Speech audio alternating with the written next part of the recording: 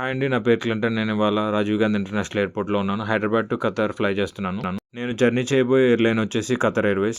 Operated by IndiGo. Qatar Airways and IndiGo code share పార్ట్నర్‌షిప్‌లో ఉన్నాయి. నేను చెక్-ఇన్ అన్ని కంప్లీట్ చేసుకొని బోర్డింగ్ దగ్గర వెయిట్ చేస్తూ ఒక డ్రింక్ ఏసాను. మన ఫ్లైట్ బోర్డింగ్ సిద్ధమైంది.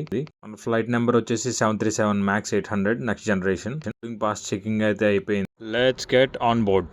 సో లోపల క్యాబిన్ అయితే ఇలా ఉంది. సీటింగ్ విషయానికి వస్తే సీట్స్ అయితే చాలా ప్రీమియంగా ఉన్నాయి. ఎందుకంటే ఖతర్ ఎయిర్వేస్ ఫ్లైట్ కాబట్టి. లెగ్ రూమ్ స్పేషియస్ గానే ఉంది. టైం 4:40 క్యాటరింగ్ సర్వీస్ స్టార్ట్ అయింది. సో నా టికెట్ లో మీల్ అని మెన్షన్ చేశారు. ఏమి ఇస్తారో చూద్దాం. ఒక శాండ్విచ్, ఒక నట్స్ ప్యాకెట్, ఒక ప్రోటీన్ బార్, ఒక జ్యూస్ ప్యాకెట్. శాండ్విచ్ చాలా కోల్డ్గా ఉంది. నట్స్ పర్లేదు. నేను తాగనుంది కాఫీ ఆర్డర్ చెప్పుకున్నా.